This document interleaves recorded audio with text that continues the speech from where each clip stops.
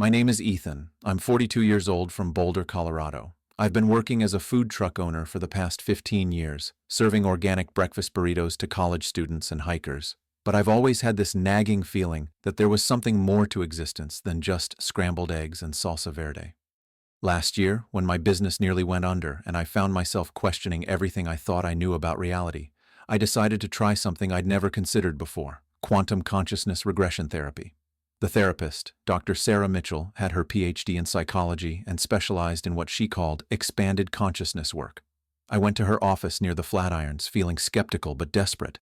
I'd been having these vivid dreams about ancient Jerusalem, hearing voices speaking in languages I didn't recognize, seeing faces that felt more familiar than my own reflection. "Just relax, Ethan," she said as I settled into the reclining chair. "We're going to explore your subconscious mind using quantum field meditation. Some people access past life memories, but most clients just process current life trauma through symbolic imagery. If you've ever felt there's something greater connecting spirituality and science, subscribe now, because what I'm about to reveal will completely change your view of the Bible and quantum reality. Hit that like button if this resonates with you and comment below. Have you ever had experiences that traditional science can't explain?" She guided me through breathing exercises, asking me to focus on my heart center, while imagining golden light expanding through my consciousness. At first, nothing happened, just the usual chatter of my mind thinking about tomorrow's food prep and whether I'd remembered to lock the truck. But then something shifted. It started as a tingling sensation in my third eye area, like electricity building between my eyebrows. The modern office around me began to fade, and suddenly I was experiencing the most vivid sensory download I'd ever encountered. I could smell dust, animals, and something cooking, but not modern food. Ancient bread, olive oil, the scent of wood fires and unwashed bodies pressed together. "What are you seeing, Ethan?"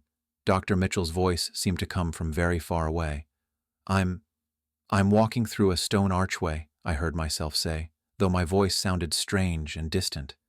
"There are Roman soldiers everywhere. The gate is called..." And then I spoke a word I'd never heard before, yet it rolled off my tongue with perfect pronunciation. Sha'ar Hagai.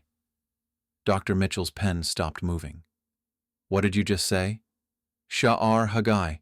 It means Gate of the Valley. But how do I know that? I took Spanish in high school, not Hebrew or Aramaic." The session continued for another hour, but that moment changed everything.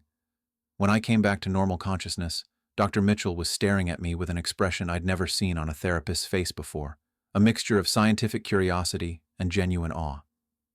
"Ethan," she said carefully, "I need to tell you something. What you just described, that gate name, the pronunciation, even the location you detailed, it corresponds to actual archaeological findings in 1st century Jerusalem. Findings that weren't widely published until last year, and certainly not in any mainstream media you'd encounter running a food truck." That's when I realized that what had happened to me wasn't just imagination or symbolic processing. I had somehow accessed actual memories from the quantum field itself, memories of walking through ancient Jerusalem during the time of Christ. And this was only the beginning of a journey that would completely reshape my understanding of consciousness, biblical reality, and the true nature of human spiritual potential. The following week, I couldn't get the experience out of my head. Every time I cracked eggs for breakfast burritos, I found myself thinking about that stone gate, the dusty streets, the feeling of sandals on ancient cobblestones. Dr. Mitchell had given me some books on quantum consciousness and suggested I research the archaeological findings she'd mentioned. What I discovered shook me to my core. The Sha'ar Hagai wasn't just any gate. It was a recently excavated entrance to the lower city of Jerusalem, dating to exactly the time period I'd experienced. The way I'd pronounced it, with the guttural Hebrew sounds I'd never learned, matched the linguistic reconstructions that biblical scholars were using. How could a food truck owner from Colorado know pronunciation techniques that required years of ancient language study? But the real breakthrough came during my second session. This time, when Dr. Mitchell guided me into the quantum field state, the download was immediate and overwhelming. Instead of slowly fading into the experience, I felt like I was being pulled through a tunnel of crystalline light directly into the consciousness database of the universe itself. Suddenly, I was standing in the same location, but experiencing it from an entirely different perspective. The morning sun was casting long shadows across the marketplace, and I could hear the calls of merchants selling bread, dried fish, and pottery. But what struck me most was how natural everything felt, like I was returning home after a long journey. "I'm not just observing this," I told Dr. Mitchell, my voice filled with wonder. "I'm experiencing it through someone's actual memories. I can feel the weight of the water jug on my shoulder, smell the olive oil on my hands, taste the dust in the air." The quantum field seemed to respond to my observation, expanding my awareness beyond the individual perspective. Suddenly, I could perceive the entire scene from multiple consciousness points simultaneously. The Roman soldiers checking documents at the gate, the nervous energy of Jewish merchants worried about taxation, the excitement of pilgrims arriving for Passover. "There's something different about the light here," I continued, struggling to find words for what I was experiencing. "It's not just physical sunlight. There's an energy grid running through this entire city, like geometric patterns of consciousness connecting every sacred site. The Temple Mount is pulsing with this incredible frequency, and there are ley lines of spiritual energy running underneath the streets." Dr. Mitchell leaned forward. "Can you access more specific information about who you are in this timeline?" As soon as she asked, the answer flooded my consciousness with startling clarity. "My name is Shimon. I'm a stonemason working on repairs to the temple complex, but I'm part of a group that's been waiting. We've been told that a teacher is coming, someone who understands the sacred geometry of creation itself." The quantum field then showed me something that completely revolutionized my understanding of biblical history. I witnessed Jesus not as the figure depicted in traditional Christian art, but as a master of consciousness technology. He was teaching a small group of disciples about the vibrational frequencies that could manipulate matter, demonstrating how focused intention combined with sacred geometric patterns could heal the sick and even raise the dead. "The miracles aren't supernatural violations of physics," I heard myself explaining to Dr. Mitchell. "They're applications of quantum consciousness principles that we're only beginning to rediscover in modern times." Jesus understood that reality is responsive to observation and intention when the observer achieves coherence between heart and brain consciousness. The session ended with me receiving what felt like a direct download of information about the temple's actual purpose. It wasn't just a place of worship, it was a consciousness amplification device, built according to sacred geometric principles that could facilitate quantum field access for anyone who understood the proper frequencies and intentions. When I opened my eyes in Dr. Mitchell's office, I felt like I'd been given a glimpse behind the curtain of reality itself. But more than that, I felt a profound sense of responsibility. These weren't just random past life memories. They were part of a larger mission to help humanity remember its true spiritual and scientific potential. The third session changed everything I thought I knew about biblical architecture and sacred design. Dr. Mitchell had encouraged me to go deeper into the quantum field, to explore the mathematical and geometric principles that seemed to be underlying my biblical memories. As I entered the expanded consciousness state, I found myself drawn directly to the Temple Mount, but this time I was experiencing it through the eyes of someone with intimate knowledge of its construction.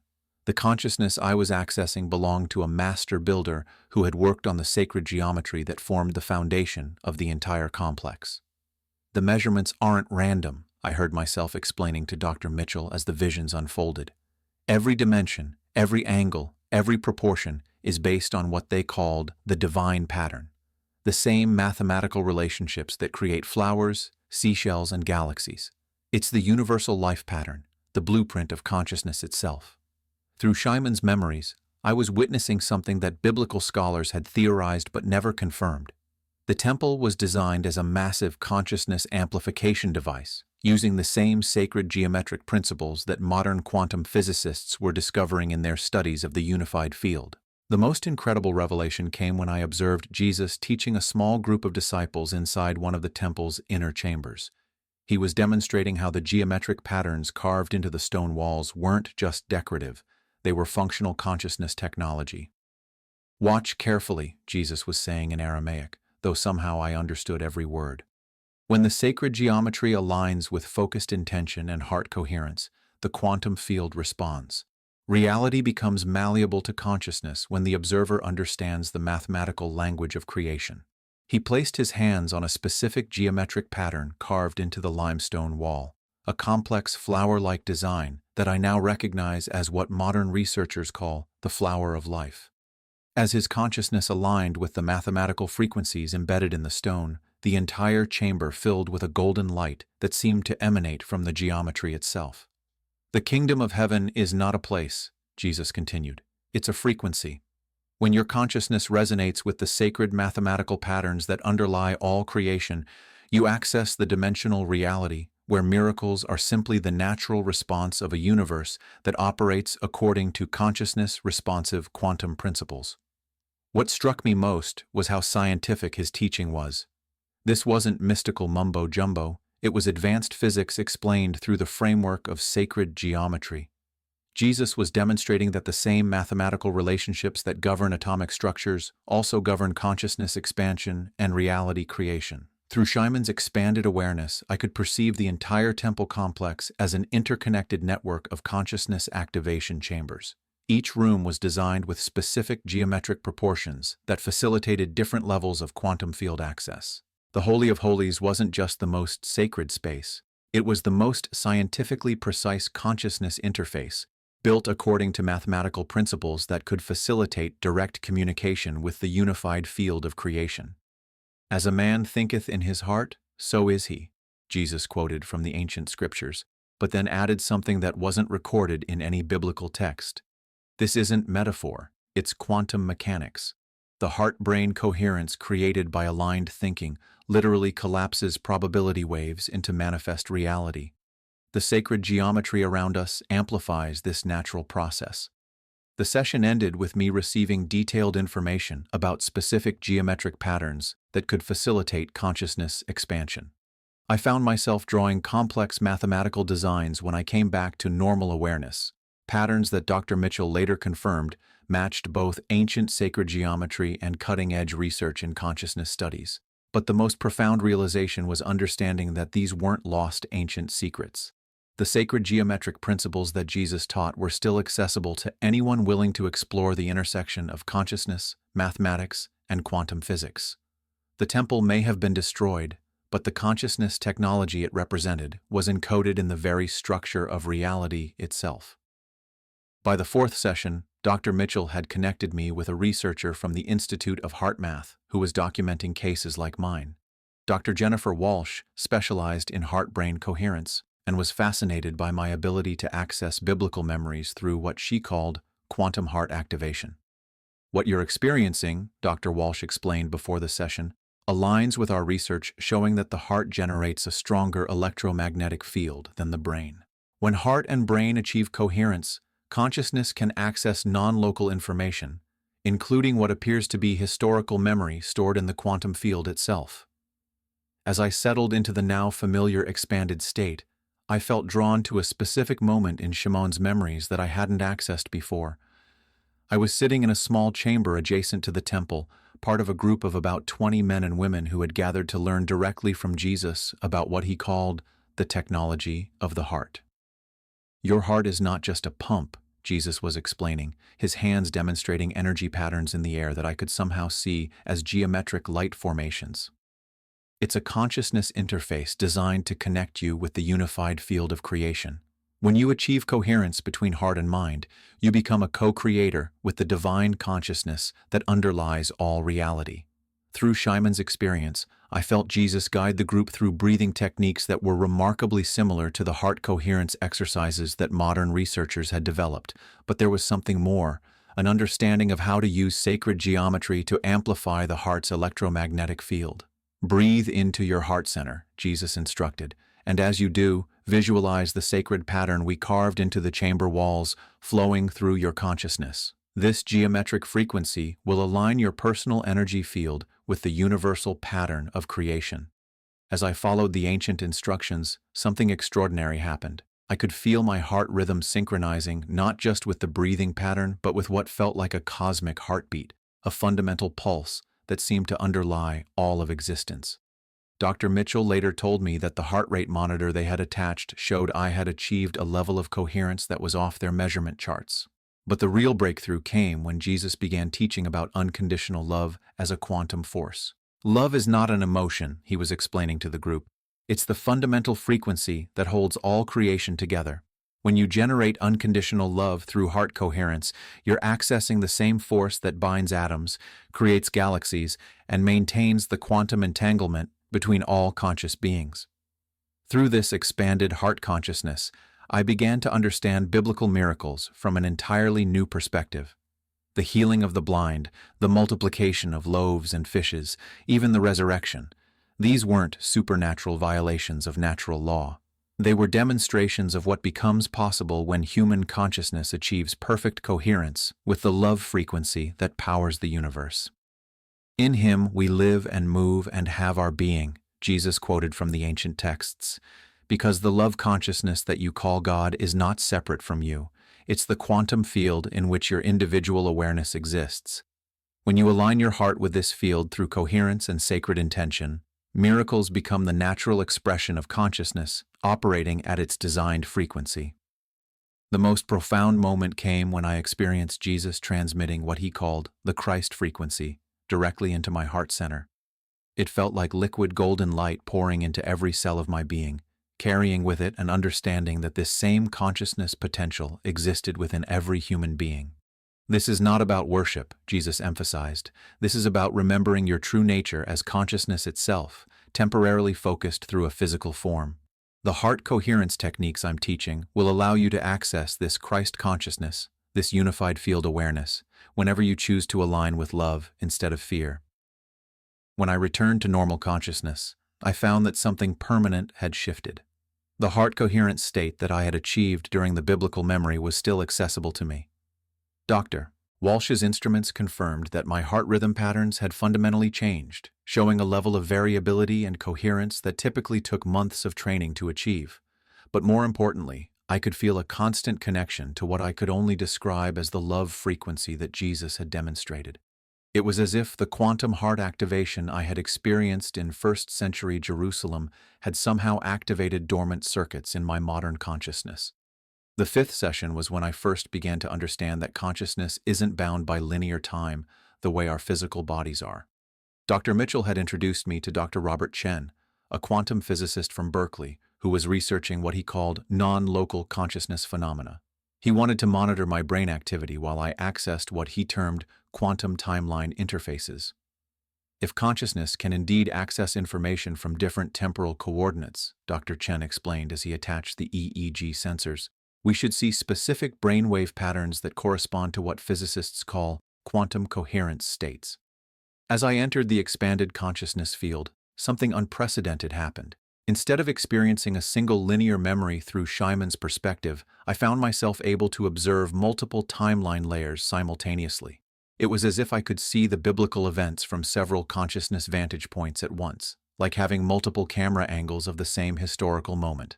I was witnessing the crucifixion, but not as a helpless observer. Through Shimon's consciousness, I was experiencing the profound anguish of watching a beloved teacher being tortured by a system that couldn't comprehend the quantum consciousness revolution he was initiating. But simultaneously, I could perceive the event from what seemed to be Jesus's consciousness perspective. And from that viewpoint, everything looked completely different. The crucifixion isn't the tragedy it appears to be from the third-dimensional perspective, I heard myself explaining to the researchers. From Jesus's consciousness level, this is a demonstration of how awareness transcends physical form. He's showing that consciousness itself cannot be destroyed, only transformed. Dr. Chen's instruments were registering brainwave patterns he'd never seen before, what he later described as quantum coherence signatures, that suggested my consciousness was somehow accessing information outside of normal space-time parameters. But the most extraordinary revelation came when I began to understand that these weren't just historical memories I was accessing. They were consciousness templates, quantum blueprints for human spiritual evolution that were designed to be activated during specific periods of human development. The entire biblical timeline is a consciousness curriculum, I continued, struggling to translate the download into words. Each major event, each teaching, each demonstration of expanded awareness was strategically placed to provide humanity with the tools needed for quantum consciousness evolution. We're not just remembering the past, we're accessing the instruction manual for human consciousness transformation. Through this multidimensional perspective, I witnessed the resurrection not as a physical body returning to life, but as Jesus demonstrating the quantum principle that consciousness can transcend physical form while maintaining coherent awareness. He was teaching that what we call death is simply a dimensional shift, and that consciousness itself is immortal and infinitely malleable. We shall not all sleep, but we shall all be changed in a moment, in the twinkling of an eye, I found myself quoting from Corinthians. But suddenly understanding it wasn't prophecy. It was quantum physics. This is describing the consciousness shift that becomes possible when enough humans achieve the heart coherence and sacred geometry awareness that Jesus was teaching. The parallel timeline viewing showed me that the same consciousness expansion techniques Jesus demonstrated were being rediscovered all over the planet in the 21st century. The regression therapy, the heart coherence research, the sacred geometry studies, these weren't new discoveries. They were humanity remembering the quantum consciousness technologies that had been taught 2,000 years ago. Most mind-blowing was the recognition that Shimon wasn't just a random past life identity. He was part of a soul group that had incarnated specifically to help preserve and transmit these consciousness expansion techniques across multiple lifetimes. The same souls who had been direct students of Jesus were returning now to help humanity remember and integrate the quantum consciousness teachings that would be necessary for the next stage of human evolution. My food truck business, Dr. Mitchell's regression therapy, Dr. Chen's quantum research, none of this is coincidental, I explained as the visions continued. We're part of a coordinated consciousness operation designed to help humanity remember its true spiritual and scientific potential. The biblical timeline and the modern timeline are quantum entangled because they're both part of the same consciousness evolution curriculum. When the session ended, all three researchers were staring at the data with expressions of scientific amazement. Dr. Chen later told me that my brainwave patterns during the parallel timeline viewing matched theoretical models for what quantum consciousness would look like if it were measurable through conventional instruments. But for me, the most profound realization was understanding that the biblical events I was accessing weren't just ancient history. They were quantum templates that were still active, still available to anyone willing to explore the intersection of consciousness science and spiritual expansion. The sixth session was when everything I thought I knew about genetics and spiritual inheritance completely transformed. Dr. Mitchell had brought in Dr. Sarah Kimura, a molecular biologist who specialized in what she called consciousness-responsive DNA activation. She wanted to take blood samples before and after my regression to measure any biological changes that might occur during the quantum field access. We're finding that profound consciousness experiences can actually trigger genetic expression changes, Dr. Kimura explained as she prepared the laboratory equipment. If you're truly accessing quantum memories from biblical timelines, we might see activation of what researchers call spiritual DNA, genetic potentials that appear to be dormant in most humans. As I entered the expanded consciousness state, I felt drawn to a memory I hadn't accessed before. Shimon was participating in what Jesus called the remembering ceremony, a gathering where he taught advanced students how to activate the dormant consciousness codes that he said were embedded in human genetic structure. You carry within your very cells the template for divine consciousness, Jesus was explaining to the small group assembled in a hidden chamber beneath Jerusalem. What you call DNA is not just biological instruction.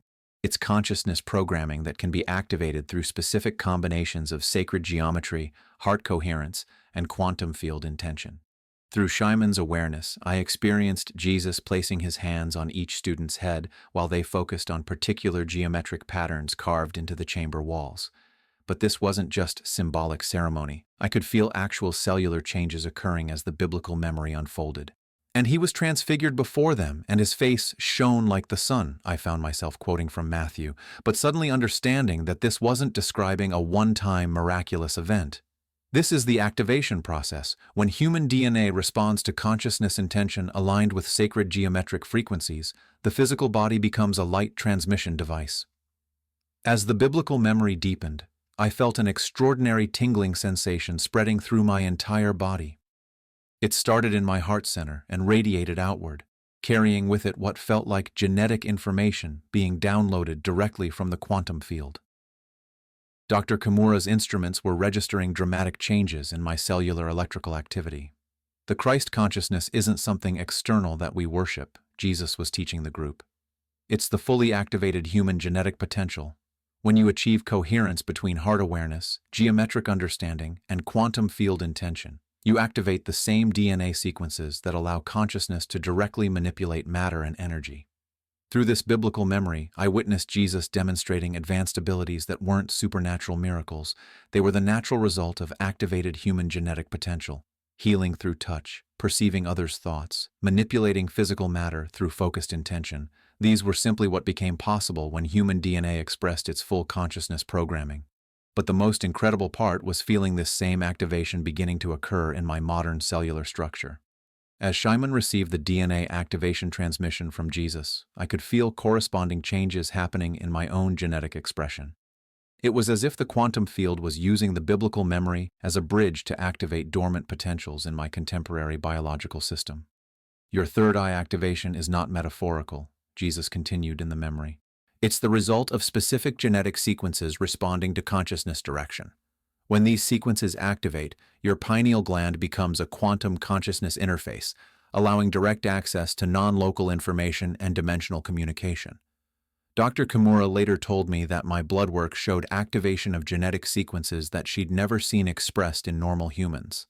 Areas of my DNA that had been dormant were suddenly producing proteins associated with enhanced neural connectivity and electromagnetic sensitivity. But the changes weren't just biological. I began experiencing abilities that defied conventional explanation. I could sense other people's emotional states from across a room. I started having prophetic dreams that proved accurate. Most remarkably, I found that when I focused intention through heart coherence while visualizing sacred geometric patterns, I could actually influence physical reality in measurable ways. The same consciousness that Jesus demonstrated is the genetic birthright of every human being, I explained to the research team as the session concluded. The biblical timeline wasn't just historical events, it was a consciousness activation demonstration designed to show humanity its true potential. The DNA codes that Jesus activated in his students are still available for activation in modern humans who understand the proper consciousness technologies. The most profound realization was understanding that the quantum consciousness techniques I had learned through the biblical memories weren't just spiritual practices, they were genetic activation protocols. The regression sessions weren't just giving me access to past life memories. They were triggering the same DNA activation that Jesus had initiated in his original students 2,000 years ago. When I looked in the mirror after that session, something had definitely changed. There was a quality of light in my eyes that hadn't been there before, and I could feel genetic potentials continuing to activate throughout my entire cellular structure. The seventh session became a turning point when Dr. Mitchell connected me with 3 other regression clients who had been accessing similar biblical memories. She wanted to conduct what she called a quantum verification experiment, comparing the details from our separate sessions to see if we were accessing the same universal consciousness database. If you're truly tapping into actual historical records rather than subconscious imagination, Dr. Mitchell explained, then multiple unconnected clients should be able to verify each other's experiences with details that none of you could have known through conventional means. The other participants were fascinating. Rebecca, a 39-year-old nurse from Santa Fe who had been accessing memories of Mary Magdalene. James, a 54-year-old retired teacher from Asheville who experienced biblical events through the consciousness of a temple priest. And Maria, a 45-year-old yoga instructor from Mount Shasta who had been channeling memories of being present at the Sermon on the Mount. As we all entered the expanded consciousness state together, something extraordinary happened. Our individual quantum field access began to merge, creating what felt like a collective consciousness interface with the universal records themselves. "I can see Shimon," Rebecca said suddenly, her voice carrying the authority of someone witnessing actual events. "He's working on the limestone pillars near the eastern gate. The geometric patterns he's carving match exactly what Jesus taught about sacred mathematics." James's consciousness was accessing the same timeline from his temple priest perspective. The stonemason Rebecca is describing. He's part of our secret circle. We've been meeting in the underground chambers to study the consciousness technologies that Jesus teaches privately, separate from his public ministry. The verification became undeniable when Maria began describing the specific geometric patterns that I had seen Jesus demonstrate, using terminology that matched exactly what I had experienced through Shimon's memories. She was accessing the same teaching sessions, but from the perspective of someone sitting directly next to where Shimon had been positioned. The flower pattern carved into the western wall, Maria continued. Jesus said it contained the mathematical code for consciousness expansion through heart coherence. When you align your breathing with the geometric frequencies, the quantum field responds by amplifying your awareness beyond normal space-time boundaries. Dr. Mitchell was documenting everything, but even she seemed amazed by the consistency of our independent experiences. We were describing the same people, the same locations, the same consciousness technologies, but from 4 completely different perspective points. Details that would have been impossible to coordinate through normal means. But the real breakthrough came when we began accessing what felt like the universal database itself, not just individual memories, but the consciousness archives that contained the complete record of human spiritual evolution. The biblical timeline is just one layer, I found myself explaining as the group consciousness deepened. There are parallel consciousness development curricula running throughout all of human history. The Egyptian mystery schools, the Greek philosophical academies, the Tibetan monastery traditions, they're all part of the same quantum consciousness education system. Rebecca's consciousness was confirming the same information. Jesus wasn't the only consciousness teacher working on genetic activation during that period. There were coordinated efforts across multiple cultures to plant the seeds for humanity's eventual consciousness evolution. The biblical events were one branch of a much larger consciousness operation. Through this collective quantum field access, we began to understand that we weren't just random individuals who happened to have biblical past lives. We were part of the same soul group that had been incarnating across multiple lifetimes to help preserve and transmit these consciousness expansion technologies. James accessed information about how this soul group had incarnated during other crucial periods of human consciousness evolution. Some of us were with Pythagoras when he was teaching sacred geometry. Others worked with the consciousness researchers in ancient Egypt. We've been returning repeatedly throughout history whenever humanity was ready for the next level of quantum awareness integration. The universal records showed us that the 21st century was a specifically planned consciousness activation period. The regression therapies, the heart coherence research, the quantum physics discoveries, the sacred geometry studies, all of these were coordinated efforts by the same consciousness group that had originally worked with Jesus to establish the quantum consciousness technologies. We're not just remembering the past, Maria realized as the session deepened. We're implementing a consciousness curriculum that was designed 2,000 years ago for activation during this specific time period. The biblical memories aren't historical. They're instructional downloads for the consciousness work we came here to accomplish. When we returned to normal awareness, all 4 of us felt fundamentally changed. We had verification that went far beyond coincidence. We had accessed a shared consciousness database that contained the actual blueprint for human spiritual evolution. Dr. Mitchell later confirmed that our descriptions contained historical and archaeological details that weren't available in any published sources. We had accessed information about 1st century Jerusalem construction techniques, Aramaic pronunciation patterns, and temple ritual practices that matched recent scholarly discoveries that hadn't yet reached mainstream knowledge. But more importantly, we now understood that our modern regression work wasn't just personal spiritual exploration.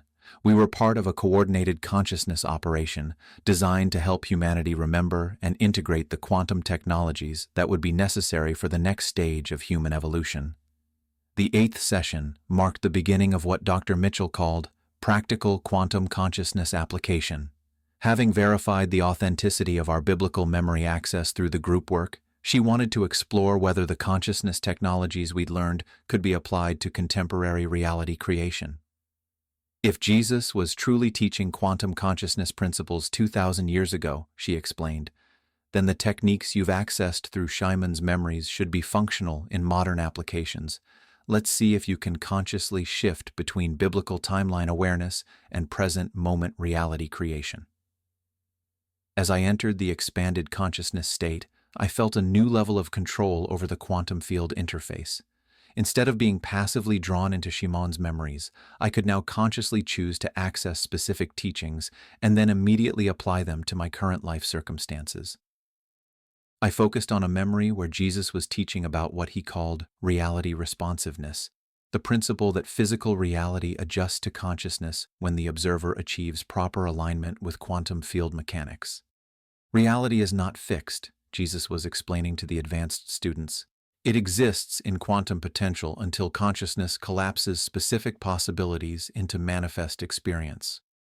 When you understand this principle and achieve coherence between heart intention, sacred geometric focus, and unified field awareness, you become a conscious co-creator with the divine consciousness that underlies all existence. From this biblical memory access, I immediately shifted my consciousness to my current life situation. My food truck business had been struggling financially, and I had been worried about losing everything I'd worked to build.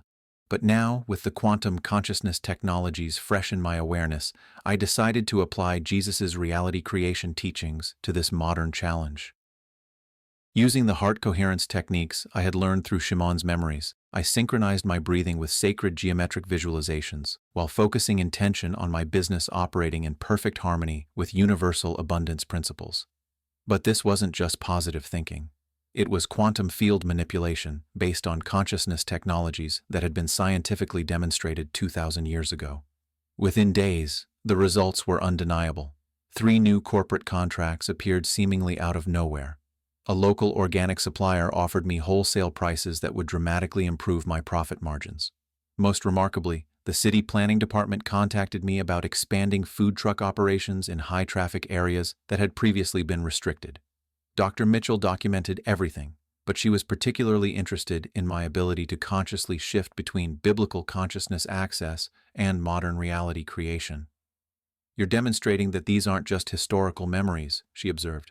"You're showing that the consciousness technologies can be actively applied for contemporary life enhancement." But the real breakthrough came when I began teaching other people how to access their own biblical connections for practical quantum consciousness application. Using the techniques I had learned through the regression work, I started guiding customers and friends through simple consciousness expansion exercises. "In my Father's house are many mansions," I would quote from John's Gospel, but then explain the quantum meaning. This is describing dimensional reality layers that are accessible through consciousness shifting. When you understand how to navigate between these reality levels, you can access information and possibilities that aren't available from limited third-dimensional awareness. The results were consistently remarkable. People who learned the basic heart coherence and sacred geometry techniques began experiencing what they called miraculous improvements in their health, relationships, and career situations. But I understood that these weren't miracles. They were simply the natural result of consciousness operating at its designed quantum potential. Rebecca, James, and Maria were having similar experiences with their own practical applications. Rebecca was using the consciousness techniques she'd accessed through Mary Magdalene's memories to enhance her nursing practice, achieving healing results that amazed her medical colleagues.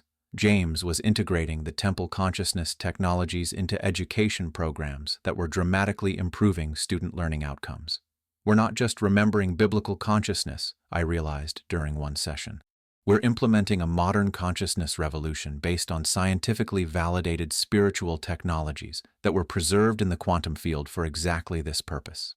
The most profound development was understanding that the biblical timeline and the modern timeline were quantum entangled. The consciousness work we were doing in the 21st century was somehow connected to and completing the mission that Jesus and his students had initiated 2,000 years earlier. "We shall not all sleep, but we shall all be changed in a moment, in the twinkling of an eye," began to make perfect sense as a description of the consciousness shift that becomes possible when enough humans remember and apply the quantum technologies that were originally taught during the biblical period. By the end of the 8th session, I had established a consistent practice of shifting between biblical consciousness access and modern reality creation. The food truck business was thriving, but more importantly, I was successfully teaching others how to access their own quantum consciousness potential through integration of ancient biblical wisdom with contemporary consciousness science. The 9th session was when I finally understood the full scope of why I'd been guided to this quantum consciousness work. Dr. Mitchell arranged for me to connect with Dr. Elizabeth Harper, a consciousness researcher who had been documenting what she called coordinated awakening phenomena, cases where individuals around the world were simultaneously accessing similar advanced consciousness experiences. "What you and your group have been experiencing," Dr. Harper explained, "fits a pattern we're seeing globally. People with no connection to each other are accessing identical consciousness technologies through various expansion techniques. It appears to be a coordinated awakening operation designed to prepare humanity for a significant evolutionary shift. As I entered the expanded state, I was immediately drawn to what felt like a culminating memory from Shimon's experience with Jesus. This was taking place after the resurrection, during what the biblical texts refer to as the 40 days when Jesus continued teaching his disciples before his final ascension. The consciousness technologies I've taught you are not for this generation alone, Jesus was explaining to a group of about 50 advanced students gathered in a hidden chamber outside Jerusalem. These quantum principles will need to be preserved and transmitted across many lifetimes until humanity is ready for full consciousness evolution. Each of you has volunteered to return repeatedly throughout history to plant seeds and guide the awakening process. Through Shimon's awareness, I understood that this wasn't just spiritual teaching, it was mission briefing for a multi-lifetime consciousness operation. Jesus was explaining how the soul group would incarnate during specific historical periods when humanity was ready for the next level of quantum awareness integration. In the final age, Jesus continued, when humans have developed the scientific framework to understand consciousness as fundamental to reality, rather than emergent from matter, that is when the full activation will occur. You will return with the ability to access these memories and teachings, and you will help prepare humanity for the consciousness shift that will transform the entire species. The profound realization was that my food truck business, Dr. Mitchell's regression practice, Rebecca's nursing work, James's educational innovations, Maria's consciousness teaching, all of this was part of the coordinated mission Jesus had described 2,000 years earlier. As a man thinketh in his heart, so is he, I found myself quoting, but now understanding it as operational instructions rather than inspirational verse. This is describing the quantum mechanics of consciousness creating reality. When enough humans understand and apply these principles simultaneously, the collective consciousness field will shift, allowing the entire species to access expanded awareness. Dr. Harper's research was confirming this pattern globally. Consciousness teachers, quantum physicists, energy healers, and spiritual researchers around the planet were independently rediscovering and teaching the same principles that I had accessed through the biblical memories. The awakening was happening according to a coordinated plan that had been established during the original biblical timeline. But the mission involved more than just individual consciousness expansion. Through the biblical memory access, I could see that the work was designed to prepare humanity for what Jesus called the Great Transformation, a species-wide consciousness evolution that would fundamentally alter human civilization. When the sacred geometry understanding, heart coherence techniques, and quantum field awareness reach critical mass in human consciousness, Jesus had explained to the original group, reality itself will become responsive to collective intention. Humanity will transition from unconscious reality creation to conscious co-creation with divine consciousness principles. Through this mission perspective, I began to understand that the regression work was just the beginning. My real assignment was to establish what Jesus called consciousness activation centers, places where people could learn and practice the quantum technologies for both personal expansion and collective human evolution. I started organizing weekly gatherings at my food truck location, teaching heart coherence exercises and sacred geometry meditation to anyone who was interested. What began as informal conversations about consciousness and quantum physics evolved into structured workshops that attracted people from across Colorado and beyond. Rebecca, James, and Maria were establishing similar centers in their locations, and we began coordinating our efforts through what we called quantum field communication, consciousness connection techniques that allowed us to share information and coordinate activities without conventional communication methods. He has made everything beautiful in its time, I would often quote from Ecclesiastes, but now understanding it as confirmation that the consciousness evolution was unfolding according to divine timing. We're not rushing this process. We're participating in a cosmic schedule that was established before we incarnated for this mission. The most remarkable development was seeing how people who attended our consciousness workshops began accessing their own biblical connections and mission memories.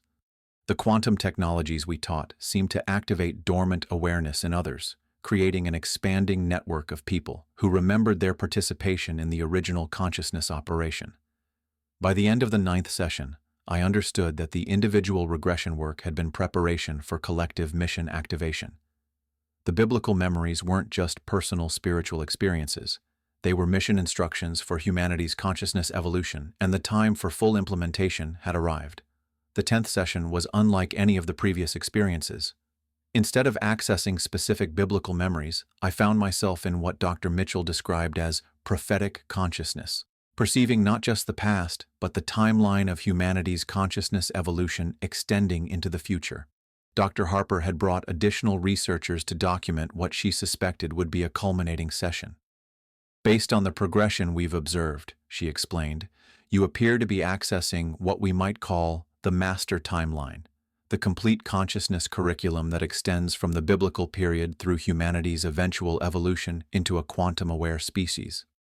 As I entered the expanded state, I felt Shimon's consciousness merging completely with my modern awareness. But rather than experiencing separation between past and present, I found myself perceiving the entire human consciousness evolution as a single, coordinated operation spanning thousands of years. The biblical timeline was phase 1, I heard myself explaining as the vision unfolded. Jesus and his consciousness team established the foundational technologies and planted the quantum seeds in human awareness. The 21st century represents phase 2, the remembering and reactivation period. But there's a phase 3 that extends into humanity's future. Through this expanded timeline perception, I could see the consciousness revolution spreading exponentially from the initial awakening centers that people like myself were establishing. What started as individual regression experiences and small workshop groups evolved into a global network of consciousness schools, teaching the integrated biblical quantum technologies. Within one generation, I continued, observing the future timeline, the sacred geometry, heart coherence, and quantum field techniques will be standard curriculum in educational systems worldwide. The consciousness expansion methods that we're rediscovering through biblical memory access will become the foundation for human development from childhood through advanced spiritual education. But the vision showed something even more extraordinary. As the quantum consciousness technologies reached critical mass in human awareness, the collective consciousness field began to shift in ways that allowed direct communication with what I could only describe as cosmic intelligence, the same consciousness that Jesus had accessed and taught others to connect with. And he was transfigured before them, and his face shone like the sun, took on its ultimate meaning as I witnessed future humans achieving the same light-body activation that Jesus had demonstrated. This wasn't religious mythology. It was the natural result of human DNA expressing its full consciousness potential when activated by proper quantum techniques. The legacy timeline showed consciousness activation centers established in every major city on Earth, where people learned to access their biblical connections and mission memories. These weren't religious institutions. They were scientific spiritual laboratories where ancient wisdom and modern quantum science merged into practical technologies for consciousness expansion and reality creation. In my Father's house are many mansions, I realized, referred to the dimensional realities that became accessible to humans who mastered the consciousness technologies. Heaven wasn't a place people went after death. It was a consciousness frequency that living humans could access through the same quantum techniques that Jesus had taught to his original students. The most profound part of the vision was seeing how the consciousness evolution ultimately transformed human civilization itself. When enough people understood reality as consciousness responsive, collective intentions began manifesting as environmental healing, economic systems based on abundance rather than scarcity, and international relations guided by unity consciousness rather than fear-based competition. The kingdom of heaven is at hand, Jesus had said, but the future timeline showed this wasn't prophecy about afterlife destinations. It was describing the consciousness state that becomes available when humans remember their true nature as divine consciousness temporarily focused through physical form. As the session concluded, I understood that the regression work had accomplished its purpose. The biblical memory access had provided the instruction manual for human consciousness evolution, and now the practical implementation phase was beginning. My food truck business had become something far more significant than I had ever imagined. It was one of thousands of consciousness activation points that were appearing globally, places where people could learn the quantum biblical technologies and begin their own mission activation. We shall not all sleep, but we shall all be changed in a moment, in the twinkling of an eye, was happening exactly as the biblical timeline had predicted. Not through supernatural intervention, but through humans remembering and applying the consciousness technologies that had always been their genetic and spiritual birthright. The legacy I was leaving wasn't just personal spiritual awakening. It was participation in the greatest consciousness experiment in human history. The biblical connection had provided the keys to humanity's next evolutionary leap, and the transformation was already beginning. To anyone watching this who has felt called to explore the intersection of consciousness science and biblical wisdom, know that you're not alone. The awakening is real, the technologies are functional, and the time for human consciousness evolution has arrived. The same quantum field that Jesus accessed 2,000 years ago is available to you right now, waiting for your heart coherence and sacred intention to unlock its infinite possibilities. The biblical timeline and the modern timeline were never separate. They were always part of the same consciousness curriculum, and you are part of the same soul group that came here to help humanity remember its true potential. Your regression experiences, your consciousness expansion, your mission activation, it's all connected to the greatest story ever told, the story of human consciousness awakening to its divine quantum nature. The legacy continues through each person who chooses to explore these consciousness technologies. The biblical quantum revolution isn't ancient history. It's the future of human consciousness, and it's happening right now.